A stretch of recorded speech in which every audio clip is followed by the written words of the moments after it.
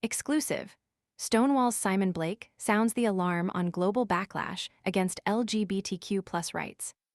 In his first extensive interview since assuming the CEO role at Stonewall, Simon Blake reveals a deep concern about the potential exploitation of the UK government's landmark conversion therapy ban. The bill, he argues, represents a fragile reset in the relationship between the government, Stonewall, and the wider LGBTQ+ community. A reset painstakingly achieved after Labour's manifesto commitment to a fully inclusive ban.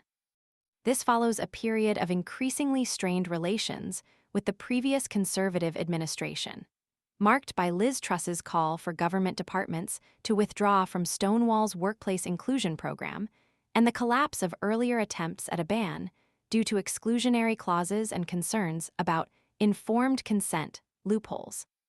Blake's apprehension isn't unfounded.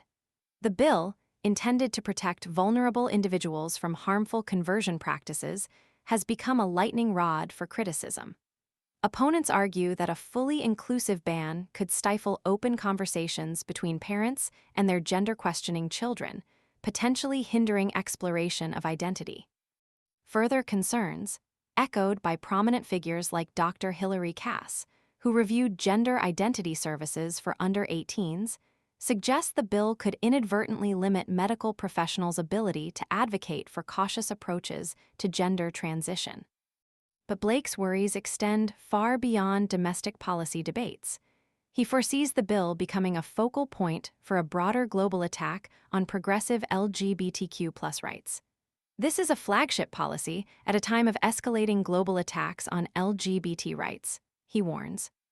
From Trump's rhetoric to the surge of anti-LGBTQ+ propaganda legislation sweeping across Europe, those opposed to LGBTQ+ equality will seize this opportunity to spread misinformation and fuel divisive arguments. His concerns resonate with the anxieties expressed by renowned screenwriter Russell T. Davies, who recently described feeling a heightened sense of danger as a gay man in the UK since Trump's election. Blake agrees, people are scared. We tend to associate these attacks with countries like the US, Italy, Spain, or Georgia. But we're hearing from organizations and individuals in the UK expressing a palpable shift, a feeling that the atmosphere has become less welcoming, less safe. Blake's ascension to the CEO position comes after a turbulent period for Stonewall. The organization faced intense criticism for its stance on trans rights, with accusations, both from within and outside the LGBT community, of stifling debate and adopting an extremist position.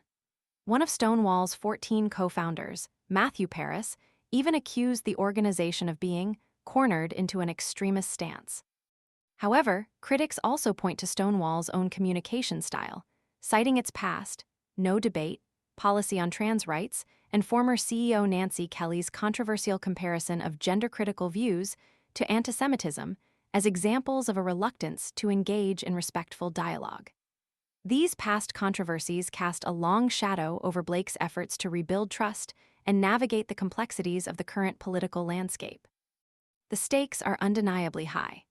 The UK government's conversion therapy ban, intended as a vital protection for vulnerable LGBTQ+ individuals, now stands as a potential battleground in a wider global conflict over LGBTQ+ rights. Blake's warnings serve as a stark reminder of the interconnectedness of these struggles and the potential for seemingly localized policies to become international flashpoints.